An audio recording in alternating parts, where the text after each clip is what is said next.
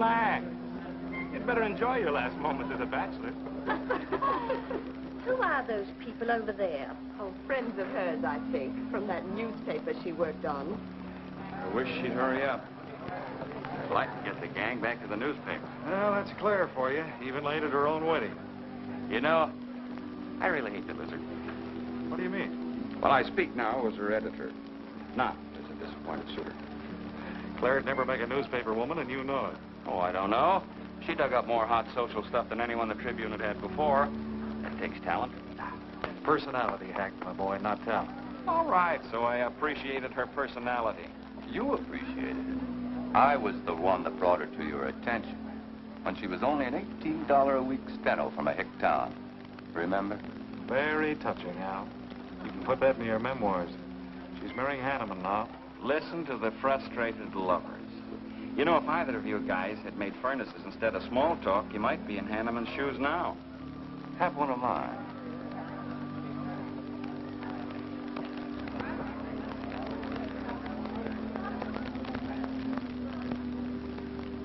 We do have memory, don't we, Les?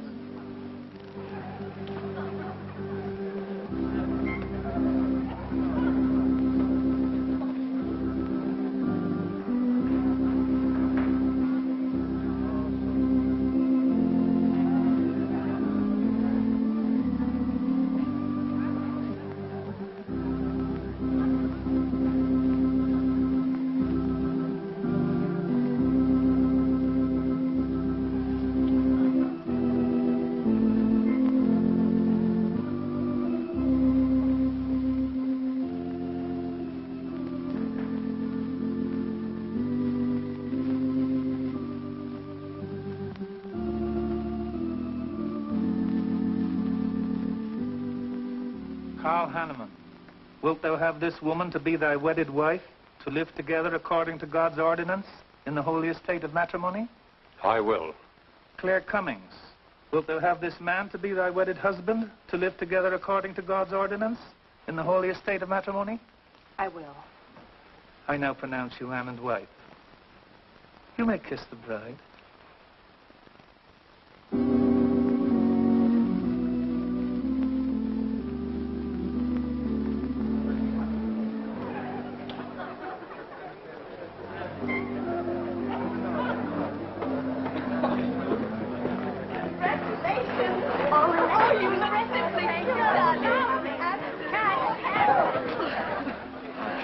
Tell me I'm going to lose another employee. Don't worry, Mr. Doyle. I don't even have a boyfriend. We better go in now and cut the cake. We'll have to hurry, darling, if we expect to catch that plane. I'll be right in. I just want to say my goodbyes to a few of the gang. All right, but hurry. Thank you. Thank you.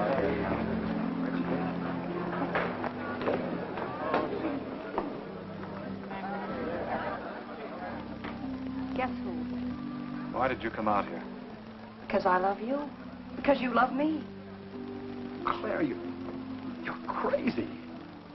Don't you know what those words meant in there? Let no man put asunder. No one can put us asunder, Les, you and me.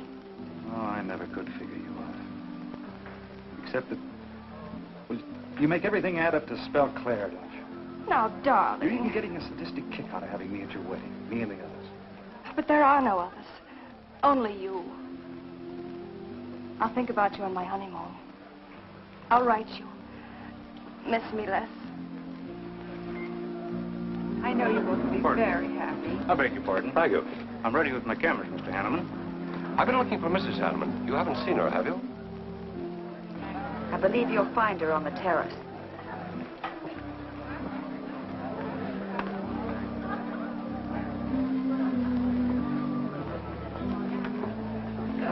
Carl, why aren't you entertaining the guests? I've been waiting for you, my dear. I was detained. On the terrace? Don't you think you were being a little affectionate for a newly married woman? Darling, you're a great big old suspicious bear. That was only Les Burns. And? It was nothing. Just a friendly goodbye kiss. Les did so much to help me with my newspaper career. Why, he's like a brother. You're the only man for me, darling. Ever. They're waiting for us. Shall we cut the cake?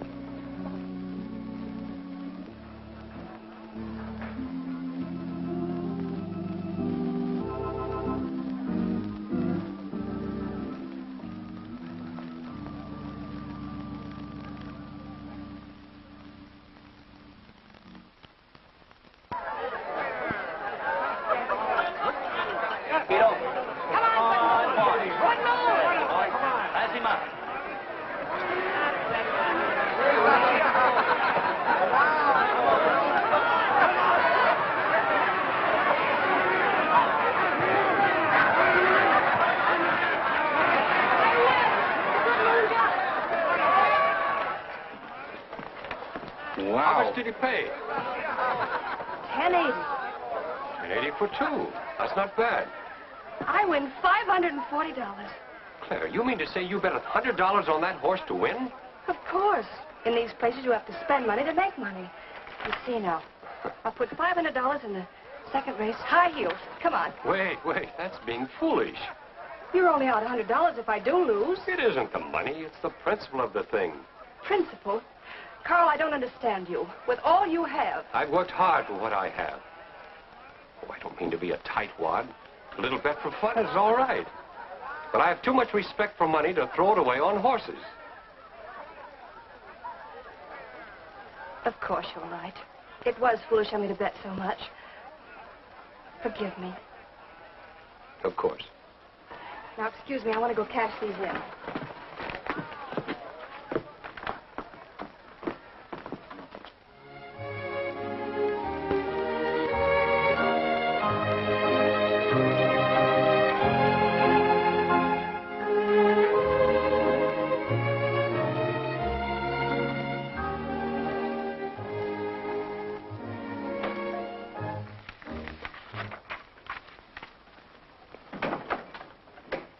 Hello, darling.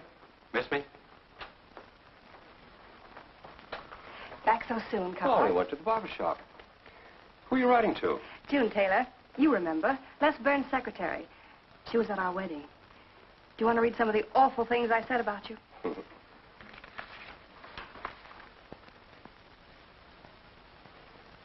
It's hard for me to believe that I'm so lucky as to have a woman like you in love with me. It's true, darling. Every word of it. I'm sorry, Claire.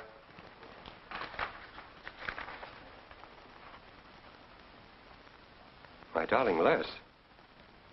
To June, eh? Things are beginning to make sense now. Carl, darling.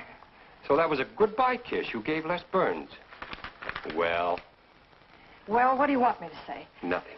There's nothing you can say, I guess. I'm only glad I found out about it now.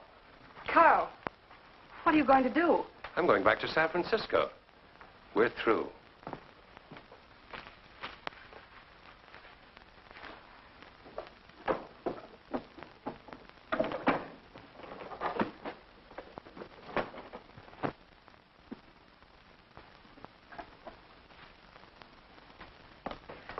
But what am I going to do, Carl? I don't care what you do.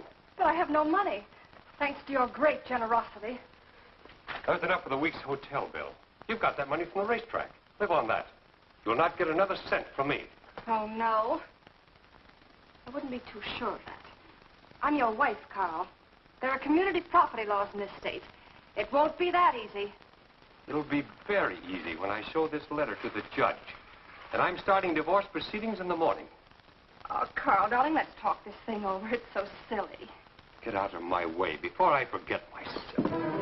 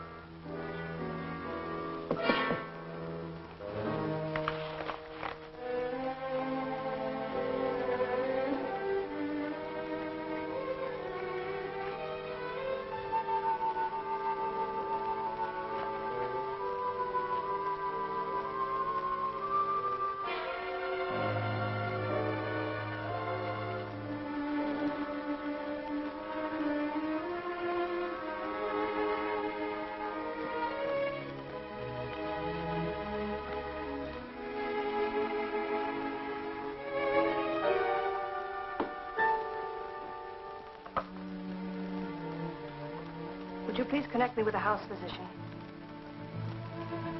Hello, Dr. Hastings? This is Mrs. Carl Hanneman, Bungalow 9. Could you please leave a prescription for some sleeping tablets for me at the drugstore? I'll be needing them right away. I'm turning in early. No, that won't be necessary. I'm going out for a bite to eat, and I'll pick them up later. Thank you.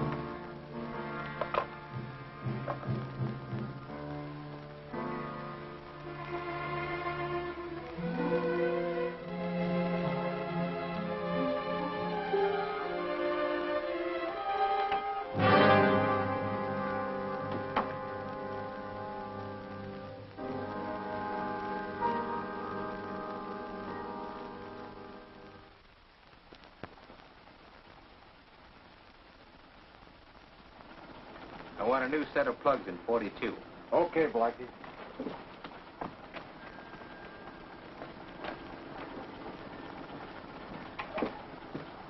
Are you Mr. Tellen? Yeah. I must reach San Francisco by tonight. I want to be back by morning. Can you make it? I can make it up and back if If what? this weather holds out and my fee is big enough. How much will it cost? $400.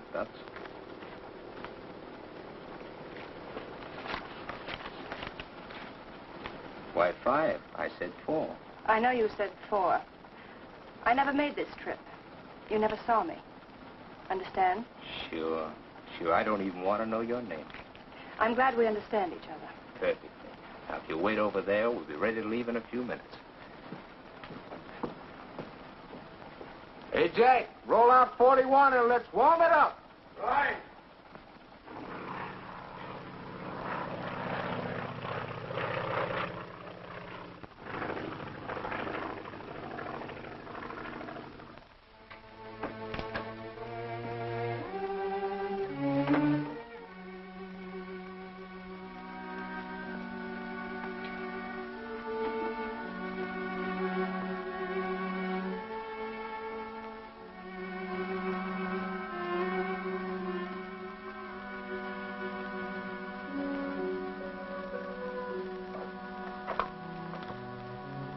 Room service, please.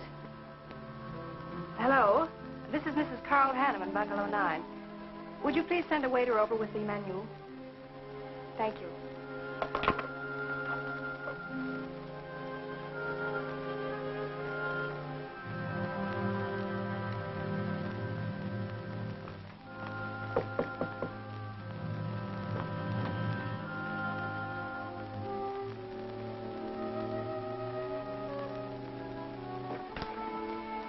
Good morning, Mrs. Hanneman. Good morning, Victor. You see, I think I'll take some orange juice and toast, coffee. That'll be all.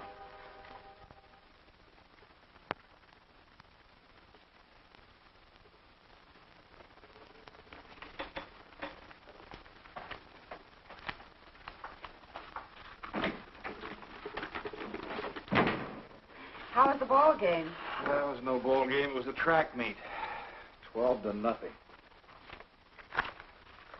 This all the mail today? Yes. By the way, I meant to ask you sooner, but I'm going to have a little dinner party tonight for a couple I know. You're invited if you're not doing anything. Well, sure. What's the occasion? They're going to be married soon. They're awfully nice kids. Married. And the trouble will really start. Mr. Burns' office. Long distance calling. It's Mrs. Hanneman. Hello, Claire. Hello, Les. I'm so glad I caught you at the office. How's the honeymoon? It was interrupted.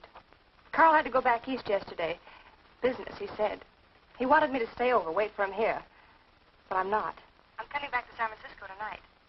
You think that's sensible? Of course not. But I'll see you again. Look, I want you to arrange a plane ticket for me. Reservations are so hard to get at this end, it'll be easy for you. All right, Claire. I'll take care of it tomorrow. Tomorrow won't do. I'm coming home tonight.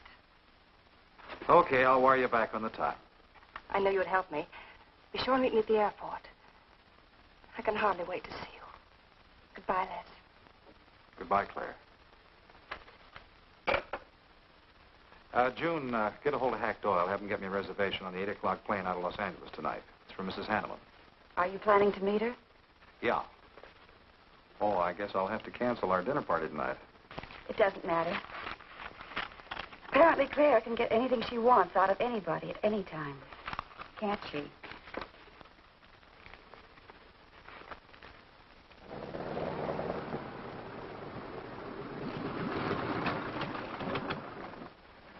I never thought I'd be back with you so soon, darling.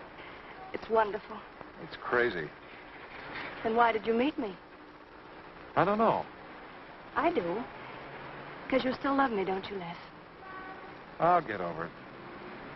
I hope Carl stays in New York for a long, long time. That seems a bit odd. He didn't arrange his business affairs so they wouldn't interfere with his honeymoon. Yes, I thought so, too. You certain you and Hanneman didn't have some trouble? What kind of trouble could we possibly have had? Quarrel of some kind? Perhaps over us? Now, wouldn't that be ridiculous? Giving him some reason to doubt me just so soon after we're married? What do you think you're doing now? You don't feel sorry for Carl, do you? No. No, I don't. But I should. Look, let's forget all about him. For a few days, anyway. Take me home, I'll change, and you can take me out to supper. Claire, I'd rather not go to the house. But I must freshen up, darling. I really must. You want me to be beautiful, don't you? Just for you? You are beautiful. See? There's nobody home.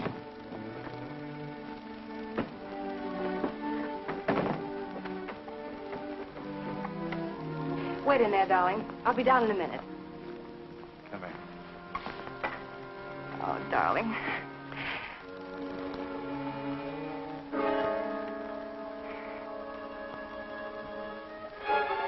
Les, what is it? Stay here.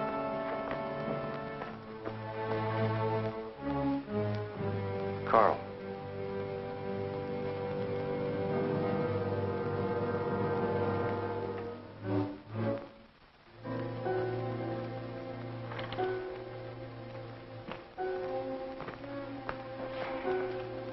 Suicide. But why? Oh, poor Carl. Claire, I thought you said he'd gone to New York. That's what he told me. I don't understand it. Why should he do such a terrible thing? You probably know as much about that as anyone. It's going to be one of the first things the police ask you. You can't stay here, darling. I'll take you over to Hack Doyle's. Where's your telephone?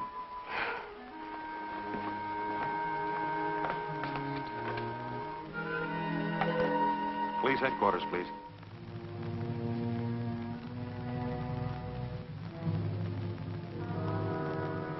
I thought of you and Hack right away, Mamie, and brought her over here. I hope you can put her up for tonight. Oh, of course. You can stay as long as you like, Claire. Thank you, Mimi. You're very kind. It's just too incredible. If you'd had any earthly reason. We were so happy. So very happy. And now there's... Oh, Hack, Claire's going to stay with us for a few days. Good. Plenty of room. The police are over there now. Murdoch said he'd stop by here later. Sure it was suicide? Fairly sure.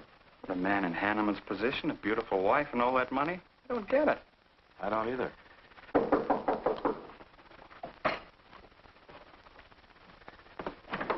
Oh, hello, Bill. Come on. How are you, Hank?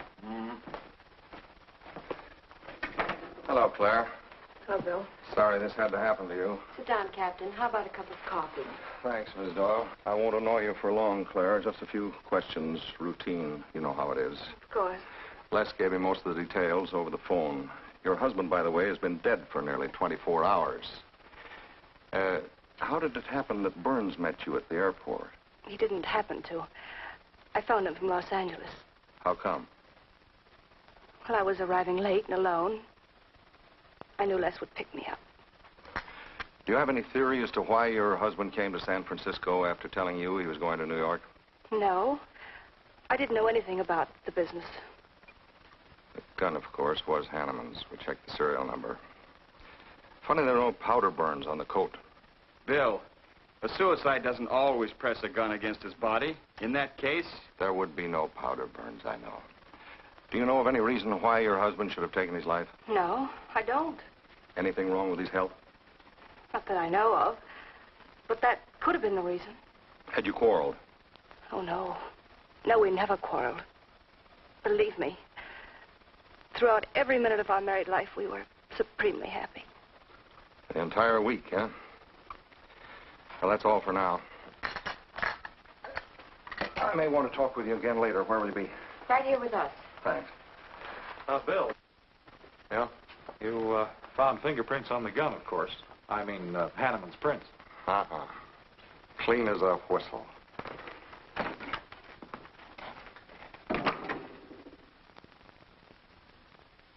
Doesn't Mr. Burns has the position you and Mrs. Hanneman found her husband?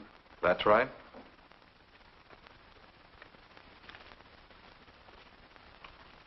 One more question, Mr. Burns. Your testimony at the coroner's inquest said you touched nothing. That's true. Then how did you know the man was dead without feeling his pulse or heart? Mr. Chalmers, I've been around enough to know a dead man when I see one, especially after 20-some-odd hours. You assumed that Mr. Hanneman committed suicide. Why? Well, everything points to suicide. Not in my assumption, Mr. Burns. Mrs. Hanneman, you say you saw your husband alive on Monday afternoon, and then the following night, which was Tuesday, you saw him again. Yes, but he was dead. I've told you everything. You don't need a weather vane to see which way this wind is blowing. Was it customary for the servants to take a vacation whenever Mr. Hanneman left on a trip and leave the house empty? Well, I don't really know. I didn't give orders to the servants. Carl, Mr. Hanneman ran the house. I hadn't moved in yet.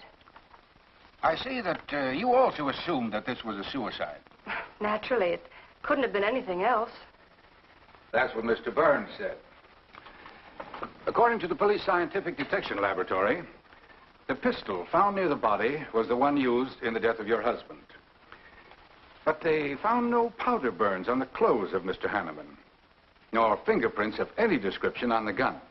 Furthermore, it was brought out that Mr. Hanneman couldn't have fired the gun because in making certain tests of his hand for traces of powder marks, none was found.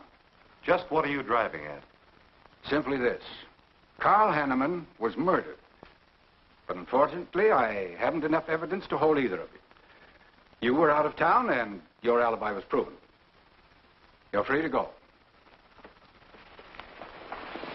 But let me give you a tip. I'm not buying any suicide theory, so the case will remain open. See you later, Ed. So long, Hack.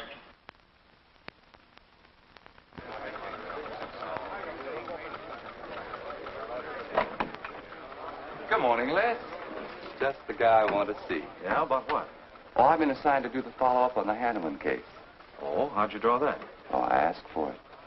It'll be a dull job because there isn't going to be any follow-up. Just an ordinary suicide. Are you kidding? I never smelled an odor of fish so strong in my life. No fingerprints on the gun, and you call it suicide. So what? What makes you so sure? Can you give me a good reason for Hanneman killing himself? No, I can't. Perhaps he thought he had a good reason. And perhaps he didn't.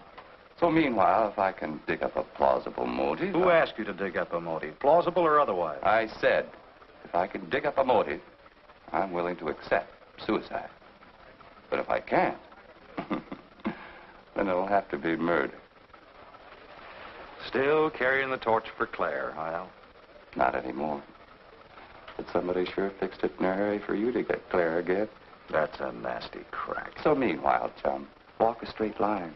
Or you'll have people thinking you took a shot at Hanneman. You got a lot of work to do, Al. You're so right, boss.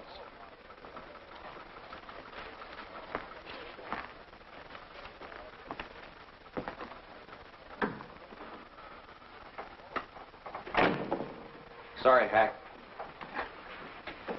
How's Claire taking it this morning? I don't know. She's still asleep when I left. Les, I'm worried about this deal. Police aren't buying any suicide theory. Is that why you put Herrick on the story? Maybe. He might dig up a suicide motive.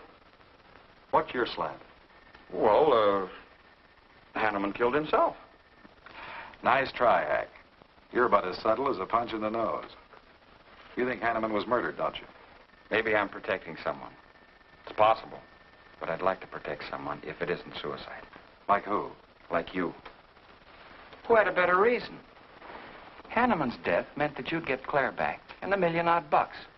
That makes sense to a lot of imaginative characters around this town. I don't believe it for 1 second. But I still think it's safer to sell the suicide theory if Harry can dig it up.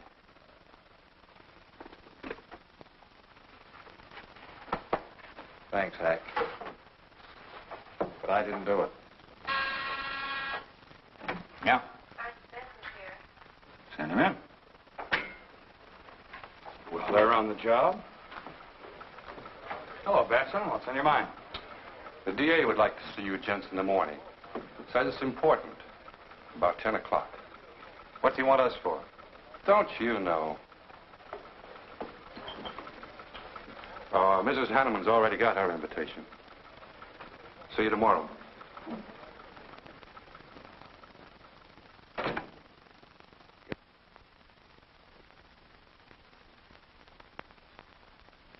Eric really revels in pouring it on. Well, it's news. Nobody's been hurt. Yet. By person or persons unknown. Could have been worse. The DA certainly tried hard to tag it on somebody. Tell me, Hack, do you think that, well, that Claire could have shot her husband in some way?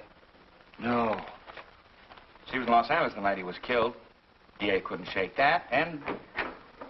Good morning, everybody. I hope I'm interrupting something important. Hello, darling. You look tired. Hello, Hack, dear. Good morning, Claire. It's a pleasant surprise. What can I do for you? I came to get my job back. Starting when? No. Well, after all that's happened, don't you think you should have a little rest? Rest. Why, working will be the best thing in the world for me. It'll keep me from thinking too much about poor Carl. After all, I must carry on. My life is still ahead of me. What's the real reason? Well, I do need a little cash. I have the house and my clothes, but I just won't be able to live on the widow's compensation the court will allow me. You wouldn't want me to have to sell my clothes in order to eat, would you? Oh, no. After all, I've made other arrangements about your column. Beth Warnock's taking it over. You are still the boss, Hack. Les, darling, wait outside for me. I'll be out as soon as I've had a heart-to-heart talk with Hack. I know. You might as well say yes, Hack. I've had these heart-to-heart talks.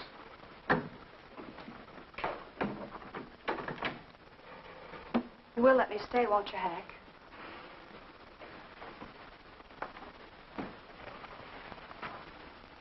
Yes, but I was hoping you wouldn't ask it. You are a darling. Listen, Claire, you stick to the job and no playing around. There's enough trouble here now without you adding to it. I don't know why you talk like that. I'm serious about it, Hack. I'll work hard. For your sake, I hope you do. You are a dear. See you later.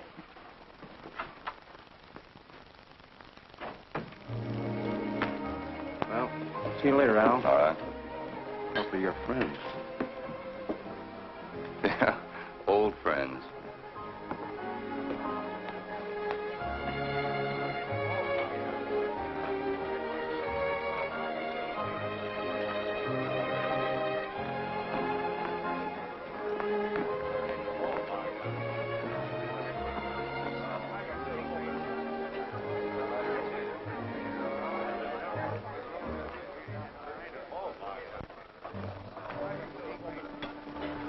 Two martinis, please. Chicken salad? Fine. Chicken salad for two. And coffee. Les, do you know a good lawyer? Yeah, why? Well, I need one to handle Carl's estate. What's the matter with Hanneman's regular lawyer? Ah, he's an old fuddy-duddy. I want someone whom I can trust to take care of my interests. Well, you might try Lawrence Carson. He specializes in probate work. Carson? Good. I'll call him tomorrow.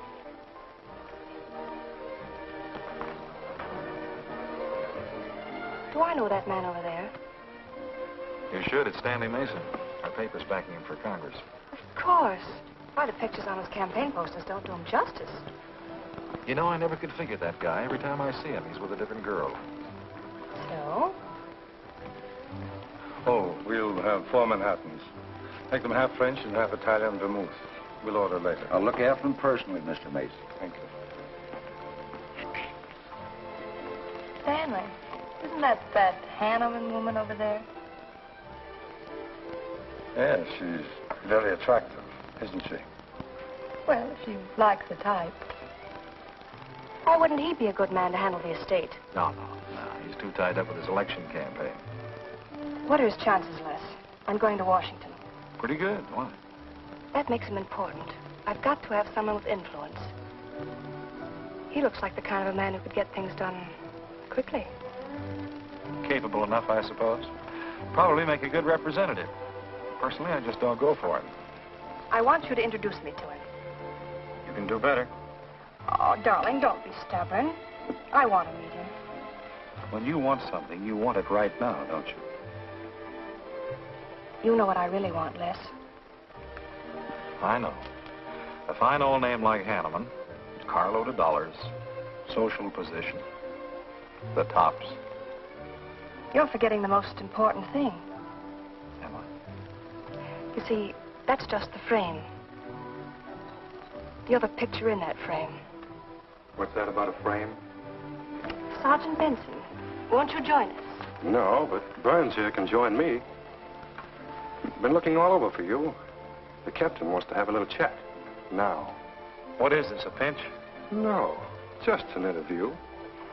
It won't take long. It's too bad you couldn't have found me at 10 o'clock this morning. I was in a dentist's chair. I'm sorry, Claire. It's all right, darling. I'll wait for you here.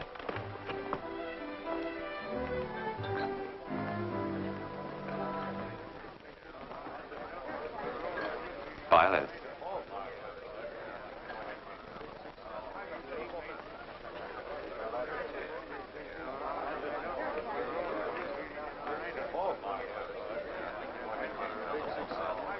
Hello, Al. Don't tell me they finally grabbed Les for murder. Wouldn't you like to hear me say yes? Yes.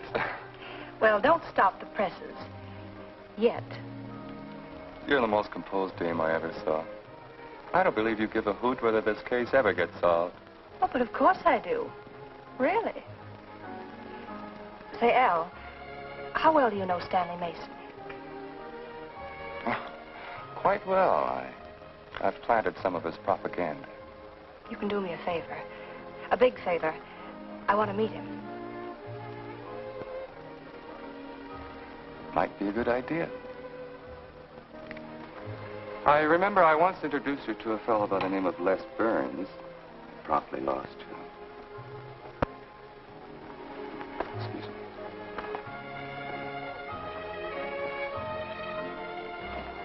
Stan, how are you? Well, hello, Al. Say, I have a young lady over here who'd like to meet you. Just take a minute. Well, all right. Excuse me? Excuse me. Claire, this is Stanley Mason. Mrs. Hanneman. I'm so glad to meet you, Mr. Mason. How do you do, Mrs. Hanneman? Won't you sit down? Sorry, I can stay but a minute. I know you think me rather forward, but being an attorney, you can understand my predicament. I'm desperately in need of someone to administer my late husband's affairs. I thought perhaps you could help me. Well, I hadn't intended on taking on any more work this summer. My campaign requires so much attention. However, supposing you come to my office at, say, 4 o'clock, we can at least talk it over. Oh, thank you. I would appreciate it. Here's the address. So, until then... Oh, excuse me. Sorry. Thank you, Al. Don't mention it.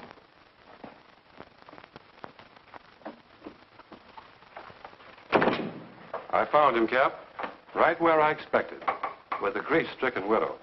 Only if she's grief-stricken... Skip it. Les, my boy, have a seat. Last time it was hello, Burns. Today it's Les, my boy. What do you want? You know, I just wanted to chin a bit with you. Oh? I didn't know I was that interesting. You live out in the Hanneman neighborhood, don't you? No, and you know it. But you go out to that neighborhood quite often, don't you? Yeah, so what? To visit friends. Oh, sure, that's right. There's Hack Doyle and his wife, June Taylor. Say, there's a clever little girl, huh? Your secretary, huh? Since when have you become so interested in my secretary? I thought you were a happily married man. Weren't you out in that neighborhood the night Hanneman was shot? Monday night? No, I wasn't. I played gin rummy with the boys in the press room. Went home to bed about 10 o'clock. He read the testimony, did the checking. Come on, Murdoch, what's on your so-called mind? Funny, we can't find any record of where you were between 10 o'clock and 8 the next morning when you had breakfast at Drake's coffee shop. Nobody saw you around your apartment house. Nothing so strange about that. People in my neighborhood mind their own business. I spent the night sleeping. You got an edgy temper today, Les. Aren't worried about anything, are you? I'm annoyed. Until you and the DA get this thing settled, nobody will get any rest. We may have the answer quicker than you think. The police expect to apprehend the criminal within 24 hours. Shall I quote that? You can write out the gags, Burns. You've been crazy about Claire for a long time, haven't you? That's right. You thought she was going to marry you. Then she married Hanneman. That must have been quite a jolt. I won't deny that either. So you must have been pretty sore at Hanneman for beating your time. All right, I suppose I was. You know, Burns, you've given out with all the motives a man needs for killing another. You don't need motives, Murdoch. You need evidence. Evidence? You just told me that you weren't near the Hanneman home last Monday night. I wasn't. And how do you account for your cigarette case being found on the Hanneman garden, still wet from Monday night's rain? I don't have to account for anything. To throw cold water on your mastermind, I tossed that away right after the wedding. Anything else you want to know? No, that's enough. Next time, be more careful when you talk to the captain. Listen, Mr. Benson, if I've hurt the captain's feelings or yours, arrest me. And I can sue, and you'll be back writing tickets for jaywalkers.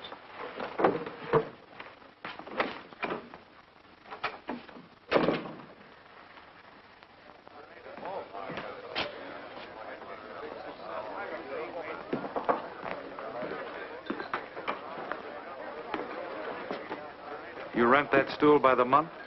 Well, Lester. Where's Claire? Oh, Claire isn't here. She had an appointment. Did she go back to the paper? No, about this time, she should be walking into the inner sanctum of that courageous and fearless champion of the people's rights. That distinguished candidate for the Congress of these United States. Mr. Stanley Mason. You sound like you're on Stanley's payroll. Mm-hmm. I introduced them. You seem to have a talent for that sort of thing. Thank you. I believe that's all the information I need, Mrs. Hanneman. I can't possibly find words to express my gratitude in your consenting to help me. Oh, believe me, it's a pleasure. A little pressure in the right places should settle the matter quickly for you. Thank you again, and good luck in the election. Oh, thank you. I suppose you'll be leaving for Washington immediately if you do win. Yes, if I win. You will. I know you will. Well, I really must be going. Oh, can't I drop you off somewhere? I'm sorry. Not this evening. Mr. Burns is taking me home. He's the gentleman you saw me with today. I'll call you tomorrow. Perhaps we can have dinner and talk some more about your problems. Splendid. Goodbye.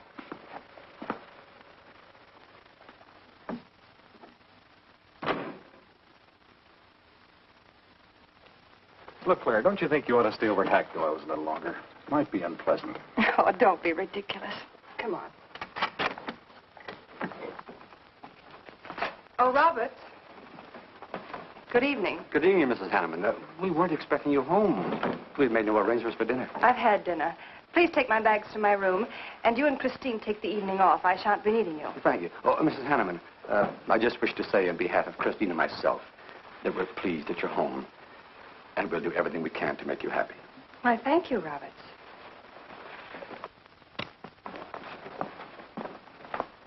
Well, come in, darling. You aren't afraid of Carl's ghost, are you?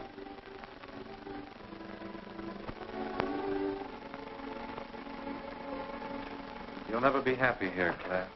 Nonsense. I've done a little refurnishing. Well, that ought to help a little. Les, what did Murdoch want with you? You had an idea I might have paid a visit here Monday night. You didn't, did you? Of course not. It also seems I had a motive to kill Carl. But of course you did. If you were that kind of a person. Murdoch's only fishing. Well, he knows I've been in love with you for a long time. I told him. You told him? Why not? It's true. You want them to keep working on you, so they'll stay away from me. That's it, isn't it? Yeah, that's it. I said I'd stand by. And you have. And I love you the more for it. You know I do love you, don't you, darling? I think you do, Claire. In a peculiar, mixed-up sort of way. I never should have married Carl. I didn't really love him, but he offered so much. Things I never had. But that's all over now. No, it's not all. And it won't be until they find his murder. They will. And there'll be nothing to keep us apart again. Ever.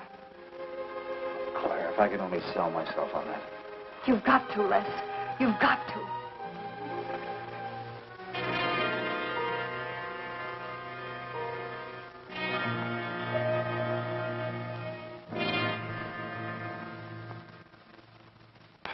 That little tidbit straight from the horse's mouth brings us to the 3-0 mark for today. See you around about this time tomorrow. Les Burns. You're pretty sharp today. That's the best column you've done in 2 weeks. Thanks. You say so, it must be all right. Hi, pal. Hello, Harry. Hear about your girlfriend? They dragged her in this day. Murdoch and the DA gave her quite a going over. No use charging to the rescue, Les. Stanley Mason already beat you to it. What do they want with her, Al? Well, it seems they had a hunch Claire made a fast round trip into town the night her hubby joined his ancestors. Seems they thought her alibi about being in L.A. the whole time was the bunk. Oh, that's ridiculous. What is it? Well, you'd know more about it than anyone. Jones, put that through, please.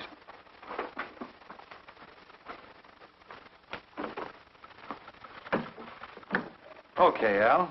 You're so much smarter than Murdoch. Spill it. Oh, I'm not saying I'm smarter. But I do know Claire better than he does. And I know you. Meaning what? Claire never lost any interest in you before, during, or after her marriage. Well, that doesn't prove it happened. With all that wampum at stake, this whole thing could have been planned weeks ago by both of you. I'm fed up with your dirty cracks. Now get out! Wait a minute. Look, Junior, one of these days I'm going to be too late and you're not going to have any teeth. Mm-hmm. You're so right, boss.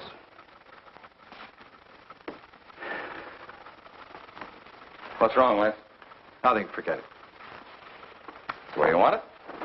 If anybody wants me, I've gone for the day. Have one for me, too.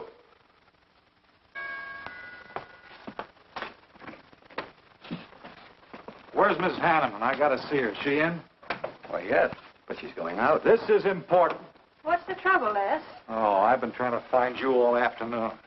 You didn't get back to the paper. Where were you? I was with Mr. Mason. We were talking over the estate. Oh. Looks like you got some more talking to do. It's really only business, Les. Come in, but I can only see you for a moment.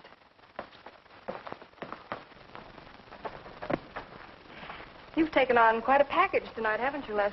No, I've had a few drinks. Sitting over at Bernhard's. Been thinking things. Crazy things. About me? Yes, you.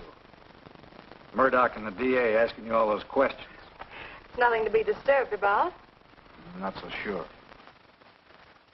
Why do you say that? Were you in this room Monday night? What? Why, you know I wasn't.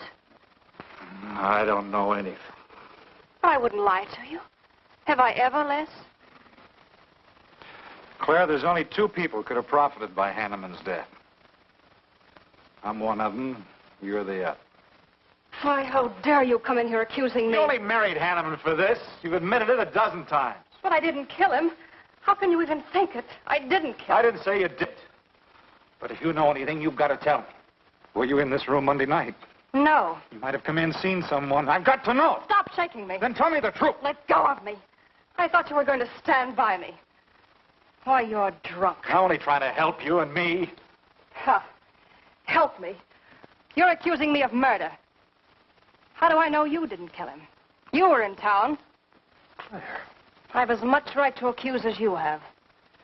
But I'm not accusing you. Get out of this house. I once said I couldn't figure you out. I can now. You're not a normal woman. You're not warm. You're cold, like ice.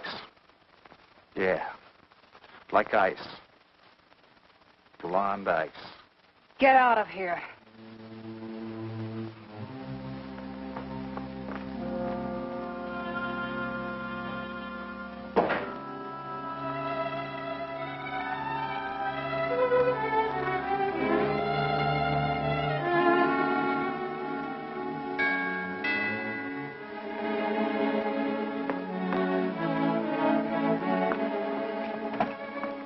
Oh, Hello, Mrs. Hanneman. I don't believe I know you. Sure. Sure you do. Let me come in. We can talk better inside. In there. Now, what do you want? Well, I saw your picture in the paper, and I found out who you were. I figured we could make a deal. Deal? I was going to call on you last night, but you had company, and I had to see you alone. What kind of a deal? Seems that plane ride last Monday night returned big dividends. I paid you to forget me. I thought I could trust you. Sure. Sure you can trust me. But it's hard to forget murder for any $100. Why, you dirty double... I don't like that word. All right, we'll forget what happened to Hanneman. I'll go along with you on that suicide story. That is providing there's a little consideration of, let's say, 50 grand. $50,000? Why, I don't have that kind of money. This estate's in probate. I won't receive a thing for months. I can wait. But in the meantime, I'll take this. I know a little man who'll lend me money on it. All right. All right. Just don't come near this house again. But I will keep in touch with you. Quick, out the terrace door. And don't forget, Mrs. Hanneman, I'm not kidding about that 50G.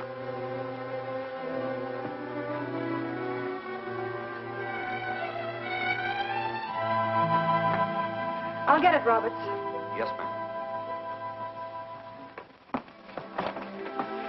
Stanley, darling. Thank you. Well, he isn't at Bernhard's either. Oh, I hope nothing's happened to him. He'll turn up when he runs down or runs out to go for drinks. Say, you write his column all by yourself? Somebody had to do it. I hope it's fit to print. It's good. Nice of you to cover for him, too. Do you really think he's all right?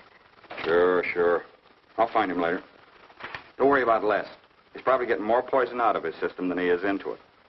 I hope.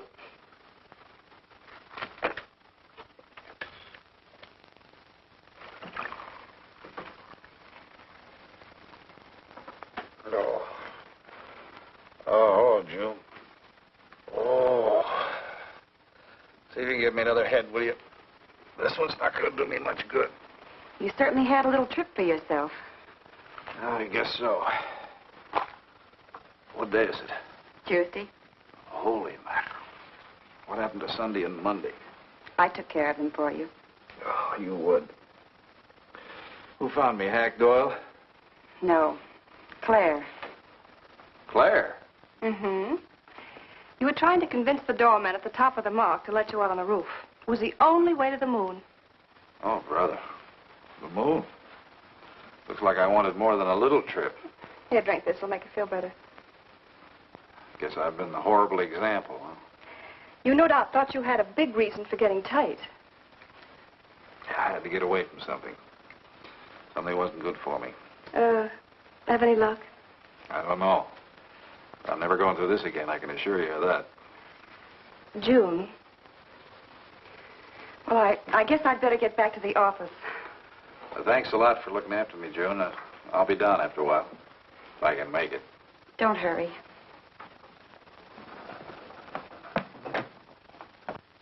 Les, I wonder which hangover you'll recover from first.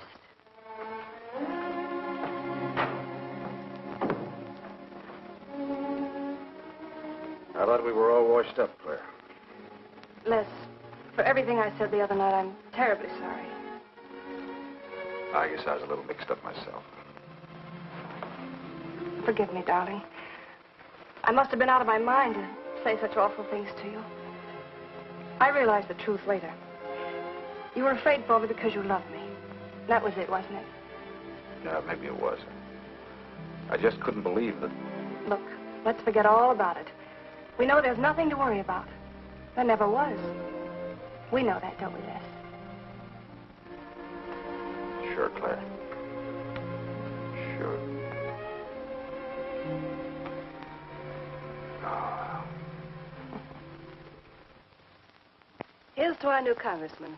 May your career be long and successful. Thank you, darling. Jeff, but aren't you both a bit early?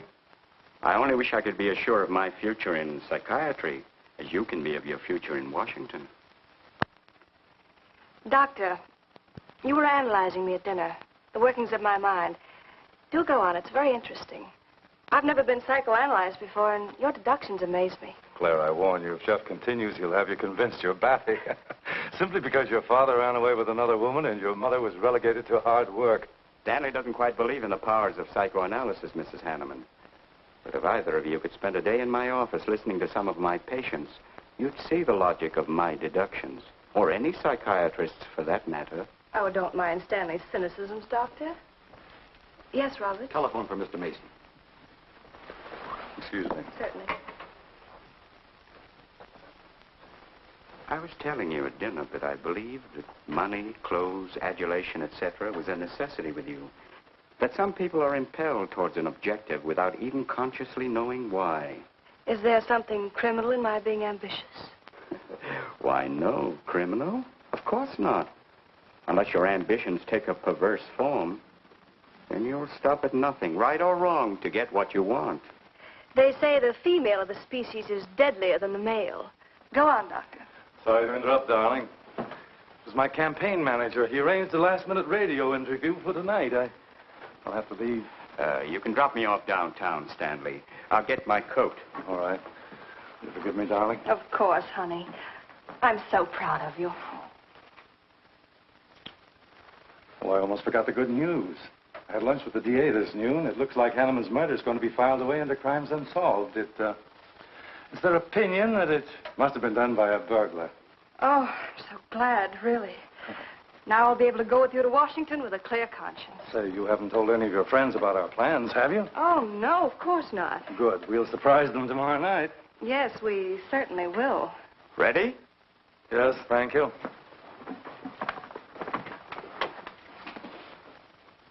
Good night, Clara. Good night. Mrs. Hanneman, please don't take my mental probing too seriously. You're a very charming hostess. So don't worry. I never worry. Good night. Good night.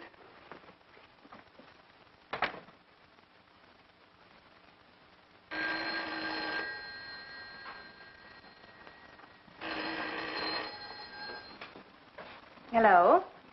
Yes, this is Mrs. Hanneman. That's all right, Roberts. I'll take it. Hello? Who? How dare you call me here? I had to. I'm in a jam. I need some dough, and you've got to help me. The estate isn't settled yet. I told you I don't have any money. Don't give me that. You're a smart girl, and if you haven't got it, you know where you can find it. I need at least a couple of grand now and tonight, or else I go to the cops. I got nothing to lose. I have about $700 cash in my jewelry. All right, bring it along. Meet me at the end of the Old Valley Road. Be there in 20 minutes.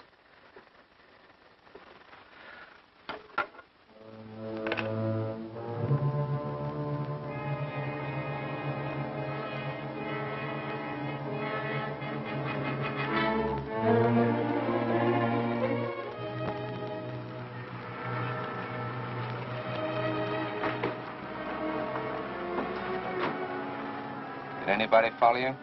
No, Then stop being nervous. I'm not nervous. You are. All right, give me this stuff and let's see if I can use it. These look all right. I got into the bookies for a couple of grand. They're bad little men. And I've been stalling. Tonight they told me, pay off or else. They wouldn't kill you for $2,000. They'd kill for a lot less. That's why I had to put the bite on you. Thanks, Mrs. Hanneman. I wouldn't double-cross anybody. Not unless I had to. I wouldn't double-cross anybody either, Blackie. Unless I had to.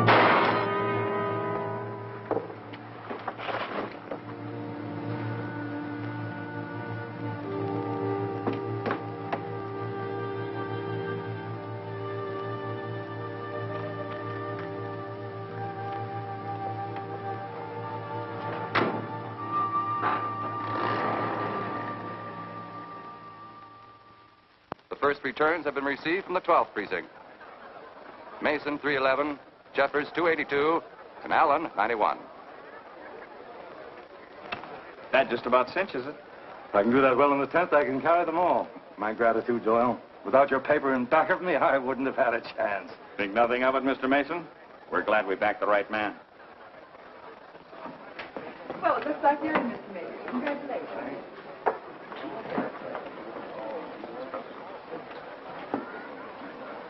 Seen Les and Claire yet tonight?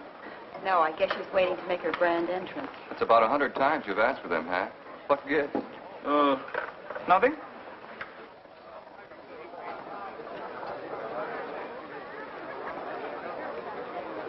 Mr. Doyle, looks like we have a new congressman. Yes, it does. I'm sure he's going to be a good one. I hope so. We backed him. Hello, Claire. Hi, Les. Hi, Hank. Oh, good evening, Claire. You look stunning, as usual. Thank you, Stanley. Oh, hello, Les. Thanks for being Claire for me. Big night, huh? In third place is Jeffers with 162, Allen with 142, and Mason 300 even. That's how big it is. Come on, Claire. I want you to meet some folks. You'll find drinks in there. Look, Les, there's something on my mind. I want to tell you about it. You better have a drink first. Sure.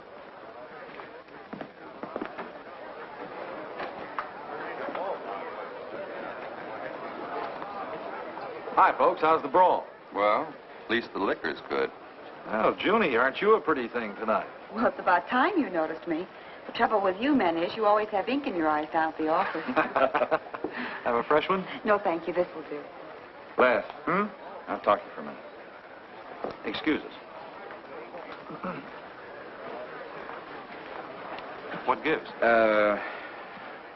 Did you come with Claire tonight? No, I came with my Aunt Martha from Penobscot. No, I'm serious. You saw her come in with me. You better get her out of your system, but right now. What are you talking about? Things are fine with us now. She couldn't be sweeter. You should have seen her earlier, helping me get things ready for that little party up at my place tonight. How about a speech, Mr. Mason? We haven't had one. Come on, Stanley. Yeah, give us a speech. That's all I need. Now, wait a minute. Speech? All right. If you want a speech, you shall have it. Ladies and gentlemen, I want to introduce to you a very lovely young woman, better known to you as Claire Cummings. I am happy to announce that she has bestowed upon me the great honor of consenting to become my wife. This is a dirty, low-down trick, but I'm glad it's happened. Someday I'll tell you why.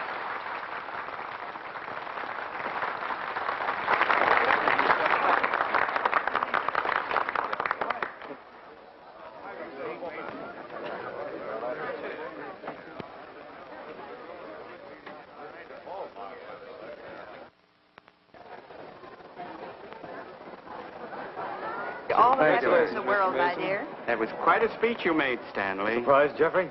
Aren't you going to congratulate us, Doctor? It's customary. Hate to take you away at this moment, Stanley, but there's something I must talk to you about. It's important. But of course, Jeffrey.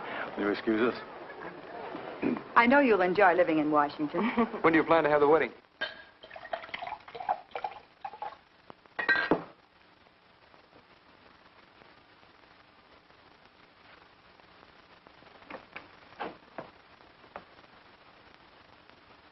Don't look at me like that, darling.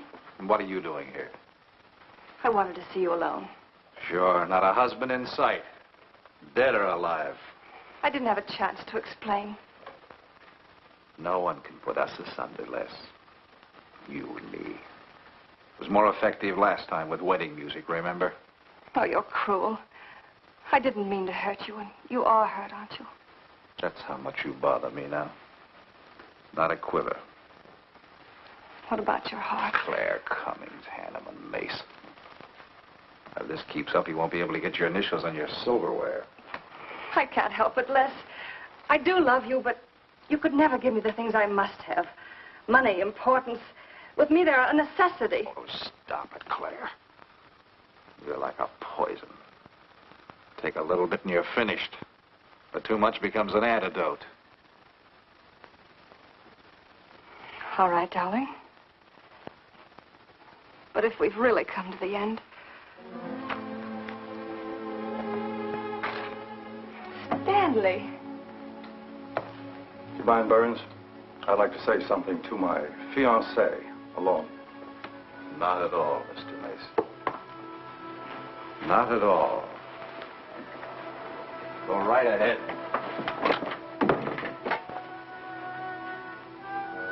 The congratulations are hardly over before I find you in the arms of your old sweetheart. That was a stupid remark. I had to say something to him, didn't I? So you didn't tell him earlier. You said you were going to? Well, I couldn't find the words. Is that why you're angry? Oh, darling, let's not quarrel. We can do that after we're married. There isn't going to be any marriage. What are you saying? I'm afraid we've made a mistake. You can't mean that. What'll my friends think? I couldn't stand the humiliation. Oh, you'll get over it quickly enough, as quickly as you did your other marriage. Why are you talking this way? What did that phony doctor tell you? That's not important. We've made a mistake. Now let's forget it, shall we? But you can't throw me over. I've looked forward. I've planned. You're taking me to Washington with you. Away from these people, these memories. I've got to go with you, Stanley. No, I'm sorry. It's final. You ought to see a doctor, Claire. A doctor like Jeff.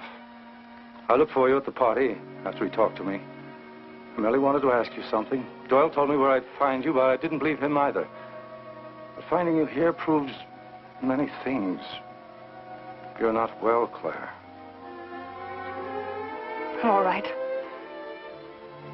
I didn't mean to crack up. At least we could have a farewell drink together. No hard feelings, really. Why don't you fix some for us? I must say you're being regular about it.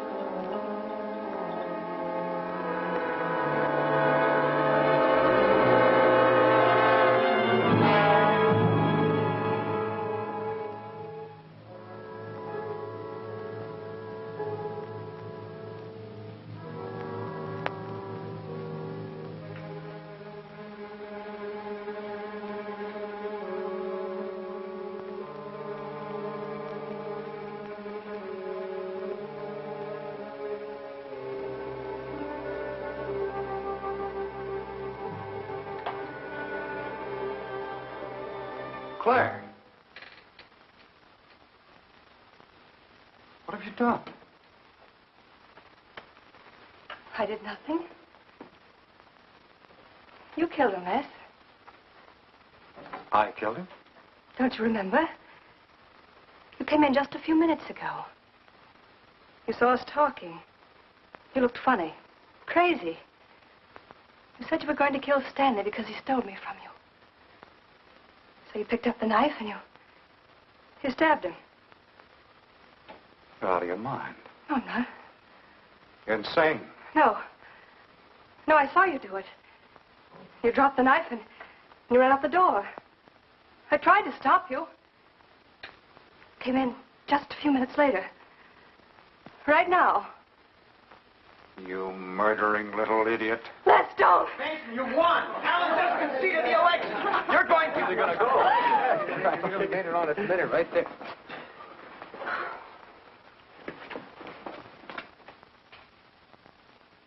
So you see, Doctor, the evidence is really stacked against Les Burns. I and the others feel that he's absolutely innocent. Now, I asked you down here to see if there wasn't something you could do to help us prove Les's innocence and Claire's guilt. Because just as sure as my name is Hack Doyle, she's framed him. I agree with you 100%. I am positive that Mrs. Hanneman killed Stanley. But because of her testimony and finding the knife in Les's hand when you arrived at the scene, the police could come to only one conclusion. Surely there's something you can do to help him. He's innocent. I know he is.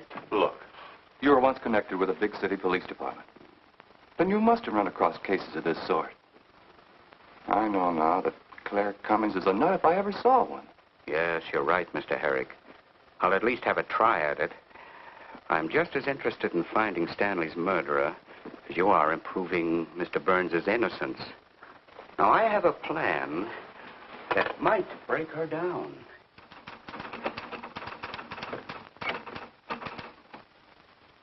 Well, good morning, Dr. Clippinger. To what do I owe the pleasure of this visit? It's no pleasure for me, Mrs. Hanneman, I assure you.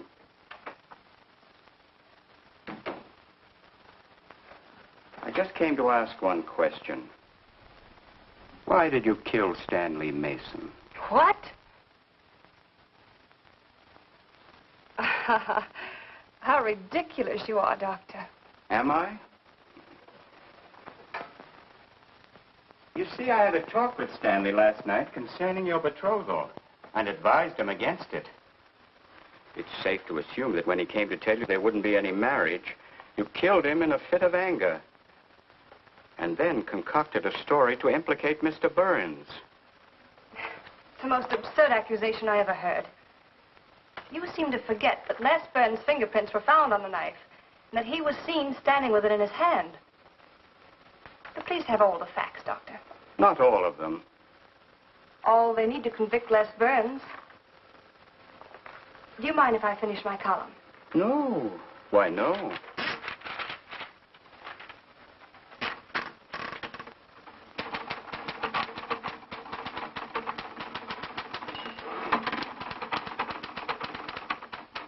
I suppose you'll tell the police I killed Stanley and give them that fantastic story to back up your accusations. It won't sound so fantastic to them, Mrs. Hanneman.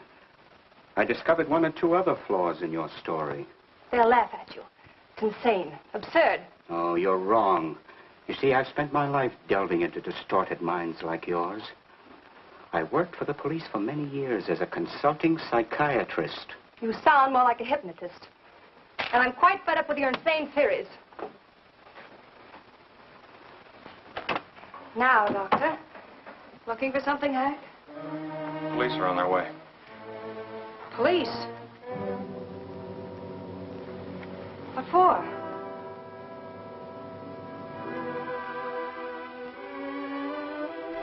Oh.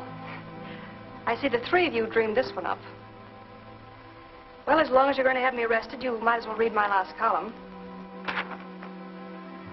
Go ahead, read it, Hack. Read it out loud. I killed Stanley Mason. I killed Carl Hanneman. I killed Blackie Talon. You didn't know about Blackie, did you? You hid that story on page 5. Unsolved robbery and slaying. I killed Stanley Mason because he no longer wanted to marry me. Stanley Mason was the top of the ladder for me. The top rung. I had money. And now I was going to have position. He was taking me to Washington with him. I could leave then without making the police suspicious. Clever of me, wasn't it? Why did you frame Les Burns? Why? Because he caught me with blood on my hands. Because at last even he had discarded me. I never loved any of them. You, Al, Hanneman, Mason. But Les, I wanted to hang on to him. He was of no use to me, but I couldn't let him go. Maybe I did love him. Hello. Miss Cummings? No, she's off. I'm glad you confessed, because you never could have gotten away with it much longer. I would have, but to you, Dr. Clippinger. You with your slimy scientific snooping. As soon as you came in, I realized it was you who turned Stanley Mason against me. You sent him to his death just as much as I. Sit down, Claire. Why, but for you, I'd have everything I ever wanted in life. I hated you because you were the first man who ever saw inside my mind. And I'm going to kill you. Let go of my arm!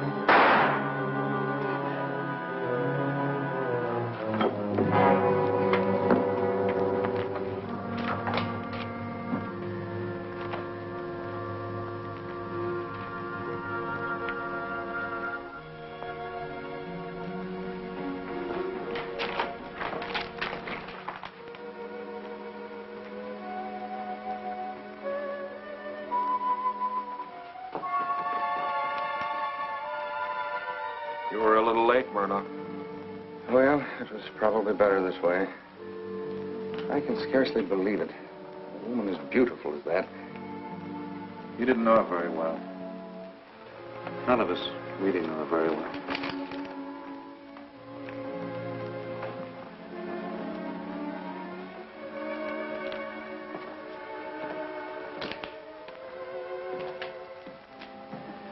She wasn't even a good newspaper woman.